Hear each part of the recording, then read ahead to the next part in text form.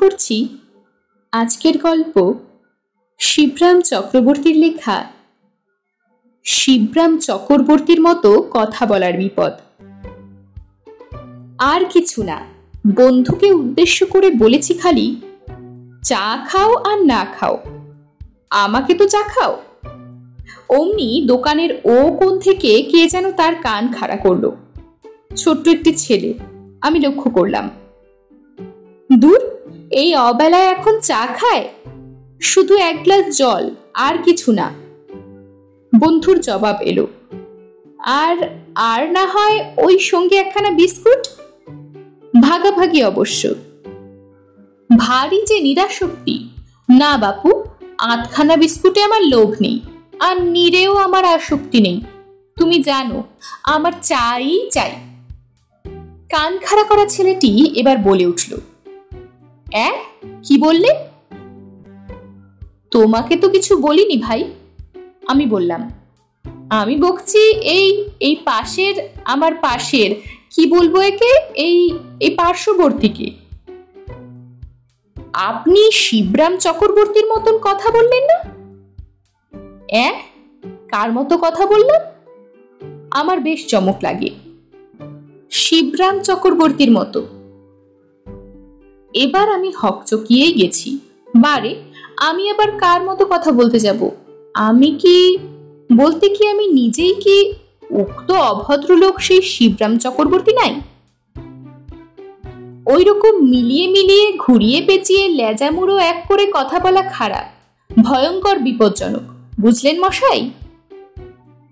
তুমি কি ওই কি নাম বললে, সেই ভদ্রলোককে কখনো দেখেছ? না, দেখিনি, দেখবার আমার বাসনাও নাই। ওই ভদ্রলোক আমাকে যা বিপদে ফেলেছিলেন একবার। বলো কি, তোমাকে তিনি বিপদে ফেলেছিলেন? আমি পুঙ্খানুপুঙ্খ রূপে ওকে পর্যবেক্ষণ করি। কই, আমার তো তা মনে পড়ছে না। উনি কি আর ফেলেছিলেন? ওর মতো কথা বলতে গিয়ে আমি নিজেই ভীষণ বিপদে পড়েছিলাম। ছেলেটি বলল, হাড় কখানা আস্ত নিয়ে যে নিজের আস্তানায় ফিরতে পেরেছি, এই ঢের। ও, বুঝেছি, সেই তারা, সেই সব বিচ্ছিরি লোক, শিবরাম চক্রবর্তীর লেখা যারা একদম পছন্দ করে না, তারাই বুঝি। তারা তোমার কথা শুনে তোমাকেই শিবরাম চক্রবর্তী ভেবে সবাই মিলে ধরে বেঁধে একচোট বেধরক। ছেলেটি বাধা দেয়। তারা কেন মারবে? তারা কারা? তারা কোত্থেকে এলো? না, তারা নয়।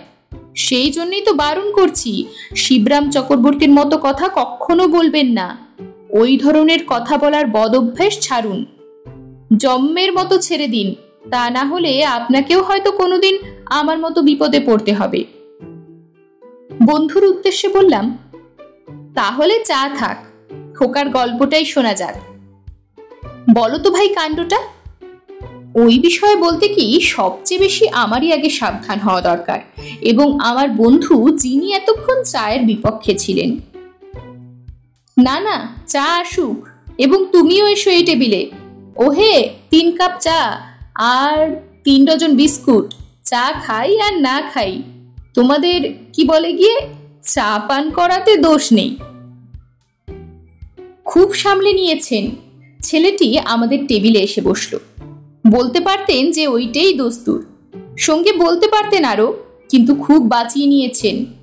শিবরাম চক্রবর্তী এখানে থাকলে ওই দোষের জন্যে দস্যুকেও নিয়ে আসতেন বিনা দোষী। ওইটাই তার মস্ত দোষ। টেনে হিচড়ে কেমন করে যে তিনি এনে ফেলেন। কি করে যে এত পারেন ভদ্রলোক, আমি আশ্চর্য হই। আশ্চর্য হয়ে আমি বলি, যেমন করে মুরগিতে পারে তেমনি আর কি। বন্ধুবরের অনুযোগ, এমন কি শক্ত? শক্ত কিছু না। ছেলেটি বলে, আমরা সবাই পারি, আমাদের ক্লাসের প্রত্যেক ছেলে, আমাদের বাড়িতে দাদারা, দিদিরা, এমনকি বৌদি পর্যন্ত।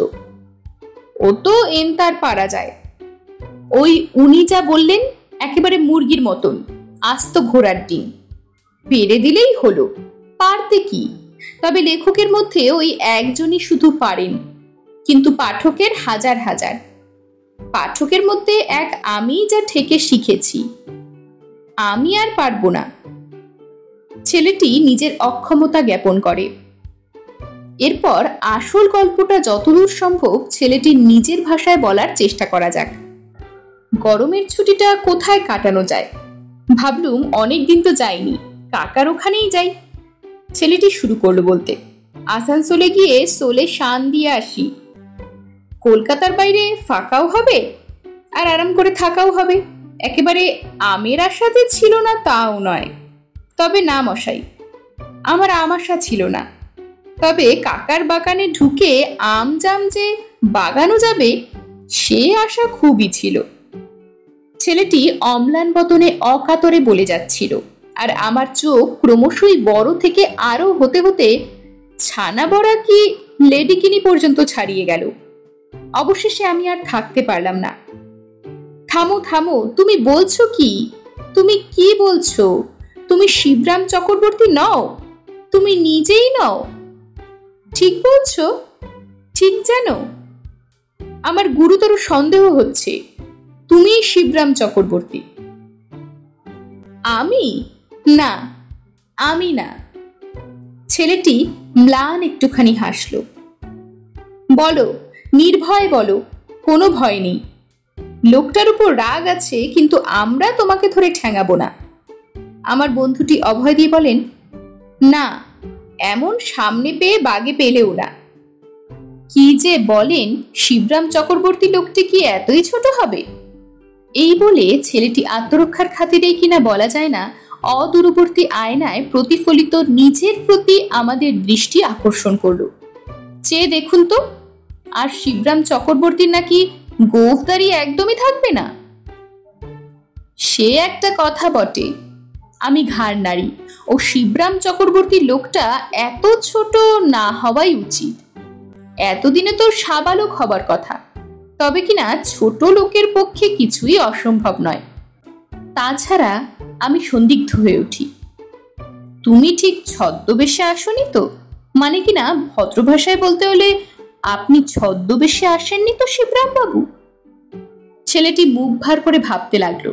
বোধহয় ধরা পড়ে যাওয়া ছদ্মবেশের কথাই সে ভাবতে লাগলো। আমিও ভাবতে থাকি।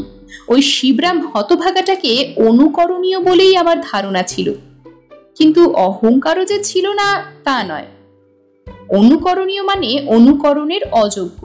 কিন্তু এখন দেখা যাচ্ছে ওর সম্বন্ধে আমার অনেকের মতো আমারও একটা ভুল ধারণাই এতদিন থেকে গেছে। অত্যন্ত সহজেই যে কেউ ওকে মানে ওই শিবরামটাকে টেক্কার পর টেক্কা মেরে বেটার হয়ে যেতে পারে। তবে আর কষ্ট করে ওর লেখাপড়া কেন? অন্তত আমি তো আর পড়ছি নে ওর আজে বাজে যত বই।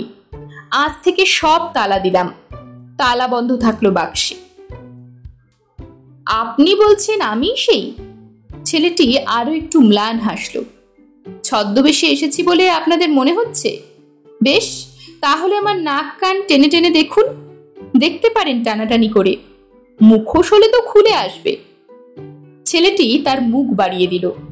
আমার হাত সুরসুর করলেও আত্মসম্বরণ করে বললাম, আচ্ছা, পরে পরীক্ষা করে দেখব ক্ষণ, এখন তোমার গল্প তো শেষ করো। আরম্ভ করলো ছেলেটি। গেছি তো কাকার বাড়ি, নিরাপদেই পৌঁছেছি। কাকা তখন বেদানা খাচ্ছিলেন। কোনো জ্বরজারি হয়নি, এমনি সুস্থ শরীরে বেদানা দিয়ে ব্রেকফাস্ট করছেন, দেখেই বুঝতে পারলাম। আমি যেতেই বললেন, এই যে মন্টু, যে খবর কি, আছিস কেমন? খবর ভালো, সামার ভ্যাকেশন কি না, ভাবলুম আসানসোলে এসে সোলে একটু। কাকাবাবু বাধা দিয়ে বলেন, বেশ বেশ, এসেছিস, বেশ করেছিস। যখন পারবি তখনই আসবি। কাকা কাকির বাড়ি সবাই আসে, আসে নাকি? ডাকাডাকি না করেই তো আসে। ওই সঙ্গে এইটুকুনও যদি যোগ করতেন কাকাবাবু, ভারী খুশি হতাম। কিন্তু কাকাবাবু ওর বেশি আর এগুলেন না, অধিক বলা বাহুল্য মাত্র ভেবে চেপে গেলেন। বোধহয় শিবরাম চক্রবর্তীর বই ওর তেমন পড়াটরা ছিল না। পায়ের ধুলো নিতে না নিতেই তিনি গলে পড়লেন, এই নে বেদানা খা। বেদানার অনুরোধে বেশ দমে গেলাম। ও জিনিস অসুখ বিসুখে খেতেই যা বিচ্ছিরি, তার উপর সুস্থ শরীরে খেতে হলেই তো গেছি। বেদানাটা হাতে নিয়ে বললাম, কাকাবাবু বেদানা দিলেন বটে, কিন্তু বলতে কি একটু বেদনাও দিলেন। কাকা আমার কথাটায় কানই দিলেন না। নে নে খেয়ে ফেল, খেলে গায়ে জোর হয়, ভালো শরীরে খেলেই আরো জোর বাড়ে, নে ছাড়িয়ে খা, কাকা বেদানা দিলে খেতে হয়। মনে মনে আমি বলি কাকস্য পরিবেদনা, এবং প্রাণপণে বেদনা দূর করি। এক একটাকে পাকড়ে গলা ধরে দূর করে দিই একেবারে গালের ভেতরে, তারপর আমার গলার তলায়। তুমি গলার্ধকরণ করেছ, বুঝতে পেরেছি, আমি বলি। ঠিক বলেছেন, চমৎকার বলেছেন। কিন্তু ছেলেটি উস্কে উঠেই তক্ষুনি আবার নিবু নিবু হয়ে আসে, কেমন যেন মুষড়ে পড়ে। তারপরে শুনুন, এমন সময় কাকিমা এসে পড়লেন, এসেই কাকার কবল থেকে আমাকে উদ্ধার করলেন। কি সকালবেলায় ছেলেটাকে ধরে ধরে বেদানা খাওয়াচ্ছ? ওসব ওদের কখনো ভালো লাগে? রোজে কখনো? মন্টু আয়, চপ খাওয়াবো তোকে, ভালো এঁচড়ের চপ, আমার নিজের তৈরি, রান্নাঘরে আয়।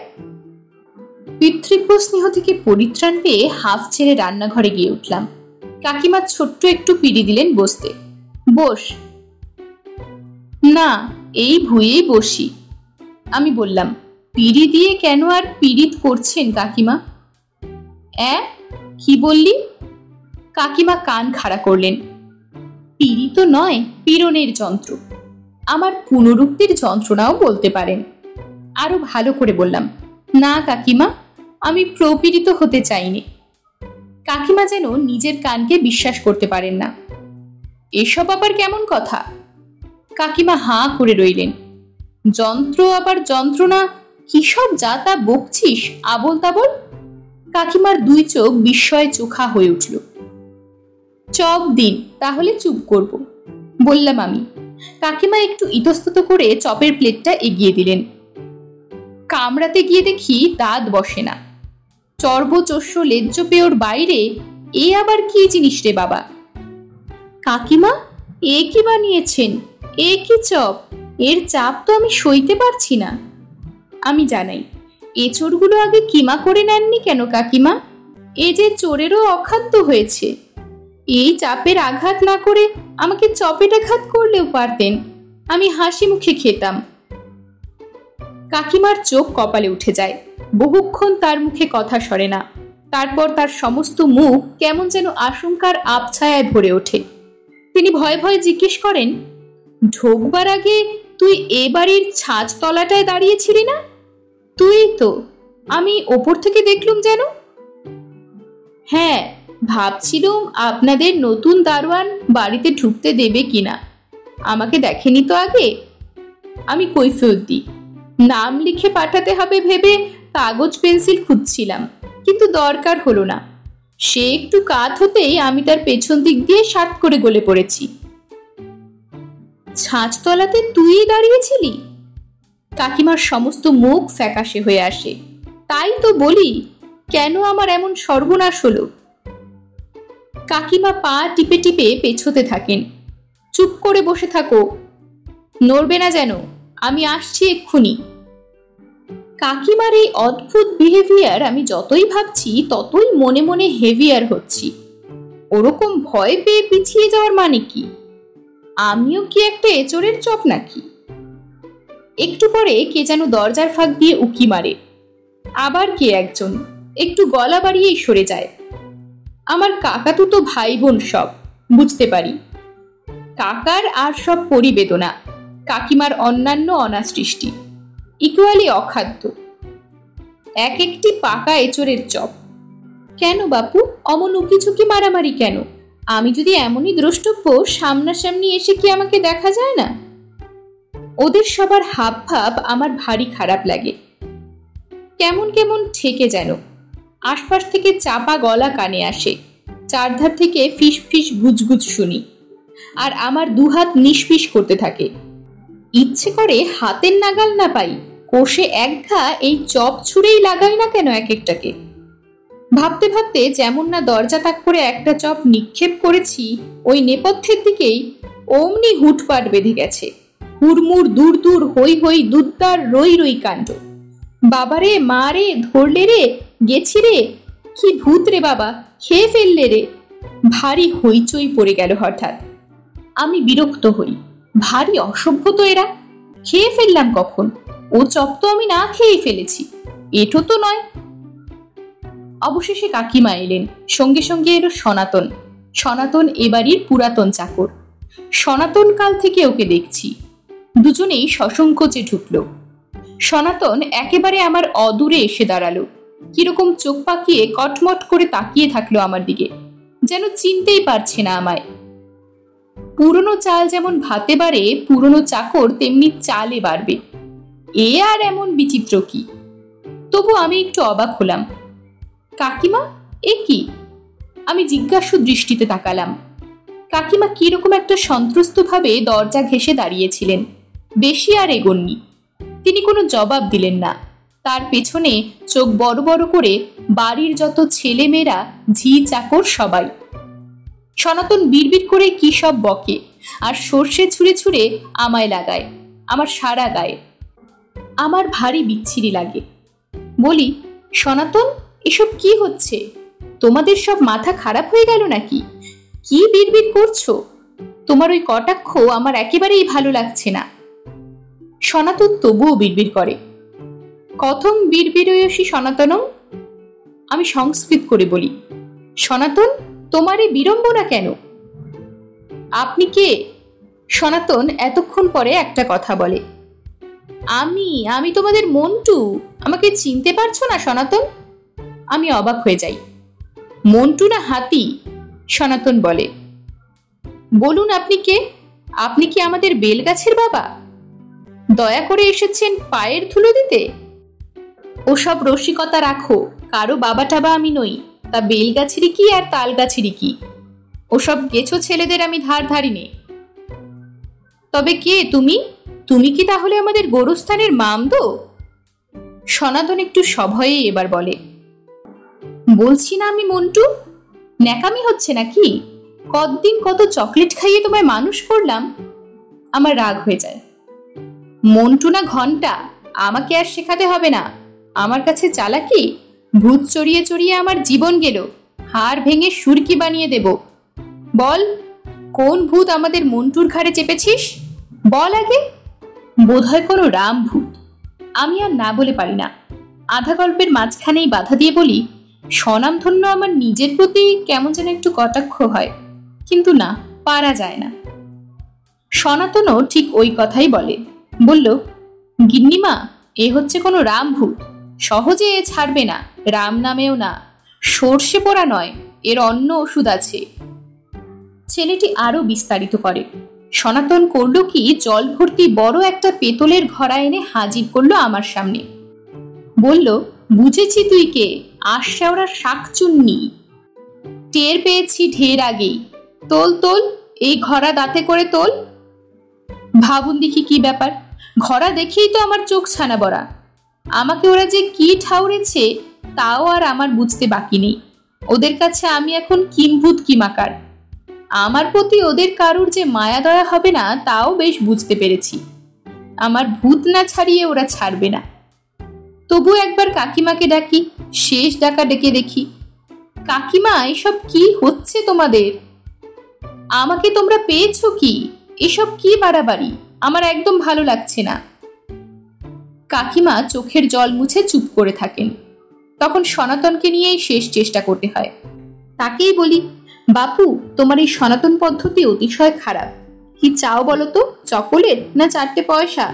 তাই দেব, ছেড়ে দাও আমায়। শাকচুন্নি ঠাকুরন, আর নাকে কান্না কেঁদোনি। ভালো চান তো যা বলি তাই করুন দেখি এখন। এই বলে সনাতন ঘড়াটাকে মন্ত্র পড়ায়। আমার মাথা ঘুরে যায়। জল ভরা ওই বড় ঘড়া এক মনের কম হবে না। দুহাতেই কোনোদিন তুলতে পারিনি, আর তাই কিনা মুষ্টি নিয়েও এই কটা দাঁতে আমায় তুলতে হবে? যা তো গেল, দাঁতও গেল, প্রাণও যায় যায়। ধমক লাগায় সনাতন, ভালো চাস তো ন্যাকাপনা রাখ, তোল দাঁতে করে, নইলে দেখেছিস। বলতে না বলতেই সনাতন। ছেলেটি থেমে যায়। চোখ মুখ তার লাল হয়ে ওঠে, চকচকে চোখ ছলছল করতে থাকে। আমার বন্ধুটি উৎসাহ দেয়, ওহ বলো বলো, জমেছে বেশ। আমি কিছু বলতে পারি না, মুখ কাচুমাচু করে বসে থাকি। সব দায়, সমস্ত অপরাধ যেন আমারই কেবল। এই কেবলই আমার মনে হতে থাকে। বলতে না বলতে সনাতন ঘা কতক আমাকে লাগিয়ে দেয়। এই সনাতন, যাকে আমি চকলেট খাইয়েছি, ছোটবেলায় কত না ওর পিঠে চেপেছি, কতই না ওকে পিটেছি, আর সেই কিনা। ছেলেটির কণ্ঠ রুদ্ধ হয়, আমার এক চোখ দিয়ে জল গড়ায়। আমার বন্ধু রুমালে নাক মোছেন। জগতের এই নিয়ম। বর্ষণ মুখর চোখটা মুছে ফেলে আমি দার্শনিক হবার চেষ্টা করি। তুমি কেঁদো না, তোমার সনাতন রীতিই এই। আজ তুমি যার পিঠে চাপছ, কাল সে তোমার পৃষ্ঠপোষক। উপায় কি? এই বলে আমার যথাসাধ্য ওদের সান্ত্বনা দিই। ছেলেটি ম্লান একটুখানি হেসে আবার শুরু করে। বেশ বোঝা যায়, সনাতন আমার হাতে যত না মার খেয়েছে এর আগে, এখন বাগে পেয়ে সেসবের শোধ তুলে নিচ্ছে। এই সুযোগে এক ছুতো করে বেশ একজোট হাতের সুখ করে নিচ্ছে। সুদে আসলে পুষিয়ে নিচ্ছে। বেশ বুঝতে পারি। কি করি? কাহাতাক মার খাবো, প্রাণের দায়ে ঘোড়াকে মুখে তুলতে যাই, কিন্তু পারবো কেন? একটু আগে আমি যে চপেই দাঁত বসাতে পারিনি, কিন্তু সে তো এর চেয়ে ঢের নরম ছিল, আর এর চেয়ে হালকা তো বটেই। সনাতন কিন্তু ঘোড়ার চেয়েও কড়া, সে ধা করে তার উপরেই। ছেলেটি আর বলতে পারে না। বলতে হবে না, আবার ঘা কত, বুঝতে পেরেছি। আমার বন্ধুটি ভগ্ন কণ্ঠে বলেন, এবং রুমালে নিজের চোখ মুছতে ভুল করে তার পাশের আরেকজনের মুখ মুছিয়ে দেন। আমার অপর চোখটি দিয়ে এবার জল গড়াতে থাকে। তখন আমার মাথায় বুদ্ধি খেলে যায়। এই ধাক্কায় মূর্ছিত হয়ে গেলে কেমন হয়? তাহলে হয়তো এ যাত্রা বেঁচে যেতেও পারি। রোজার হাত থেকে ডাক্তারের খপ্পরে পড়ব, হয়তো ইঞ্জেকশনই লাগাবে, তেতো ওষুধ গেলাবে, কিন্তু সেও ঢের ভালো এর চেয়ে। ব্যাস, অমনি আমি পতন ও মূর্ছা, একেবারে নট নরণচরণ, নট কিচ্ছু। এই বলে এতক্ষণ পরে ছেলেটি একটু হাসলো, এবার আত্মপ্রসাদের হাসি। মূর্ছার মধ্যেই আমি শুনতে থাকি। চোখ বুজেই শুনতে পাই সনাতন বলছে, গিন্নিমা, আমার মনে হয় ভূত নয়, ভূত হলে আলবাত দাঁতে করে তুলতো, এর চেয়ে ভারী ভারী ঘোড়া অক্লেশে তুলে ফেলে। আমার নিজের চোখেই দেখা। আমার মনে হয় মন্টুবাবুর মাথা বিগড়ে গেছে। যা বড় বড় চুল, এই গরমে তাই হবে। আপনি কাঁচিটা আমায় দিন তো। চুলগুলো কদম ছাট করে মাথায় ঠান্ডা গোবর লাগালে দু একদিনেই খোকাবাবু শুধরে উঠবেন। এই কথা যেই না আমার কানে যাওয়া, আমি তো আর আমাতে নেই। আমার এমন সাধের এক চোখ ঢাকা চুল শিবরাম চক্রবর্তীর দেখা দেখি কত করে বাড়িয়েছি। আমি বাধা দিয়ে বলি, তবে যে তুমি বললে শিবরাম চক্রবর্তীকে কখনো দেখোনি? ঠিক সচক্ষে দেখিনি, তবে আজকাল ওর যত বইয়ে ওর চেহারার যেসব কার্টুন বেরোয় তাই দেখেই আন্দাজ করে রেখেছিলাম। আপনিও তো মশাই প্রায় তার মতো করেই চুল রেখেছেন দেখা যাচ্ছে। আমার প্রতি কটাক্ষ করে দীর্ঘ নিঃশ্বাস ছাড়ে ছেলেটি। কত কষ্ট করে, কত বকুনি সয়ে, কত সমাদরে বাড়ানো এই চুল, তাই যদি গেল তাহলে আর আমার থাকলো কি? সনাতনের গিন্নিমা কাঁচি আনতে গেছেন, আর আমি এদিকে চোখ টিপে টিপে চেয়ে দেখলাম সনাতন ঘোড়াটা সরাচ্ছে। সেই সুযোগে আমি এক লাফে তিরিং করে উঠে চৌকাঠ পেরিয়ে কাকাতুতো রাক্ষসদের এক ধাক্কায় কক্ষচ্যুত না করে সিঁড়ি ডিঙিয়ে একেবারে সেই সদরে। দারোয়ান হতভাগা দাঁড়ে যার ওয়ান হয়ে সবসময় থাকবার কথা, সে বেটা তখন 0 হয়ে পড়েছিল। ইংরেজি 1-এর বদলে বাংলা 1 বনে গিয়ে পা গুটিয়ে দেয়ালে ঠেস দিয়ে জিবড়াচ্ছিল। আমি না সেই ফাঁকেই ধর ধর ধর শোরগোল উঠল চারিদিকে। আর ধর, এই ধুরন্ধর ততক্ষণে। ছেলেটি থেমে গেল। গল্পটাকে সুচারুরূপে শেষ করার জন্য কপাল কুঁচকে জুৎসই একটা কথা খুঁজতে লাগলো মনে হয়। পালিয়ে এসেছো, বুঝতে পেরেছি, আর বলতে হবে না। আমার বন্ধুটি পালা শেষ করেন। পালানো হচ্ছে একটা লম্বা ড্যাশ, ওর কোথাও ফুল স্টপ নেই। তোমার নামটা কি? আমি জিজ্ঞেস করি। মন্টু তো বলেছ, কিন্তু ভালো নামটি কি তোমার? ধ্রুবেশ। বাহ, বেশ। বলতে গিয়ে আমার বলা হয় না, গলায় আটকায়। এরকমই আরো সব গল্প পেতে চ্যানেলটিকে সাবস্ক্রাইব করে দেবেন, আর গল্পটি যদি ভালো লেগে থাকে তাহলে লাইক, শেয়ার আর কমেন্ট করে দেবেন।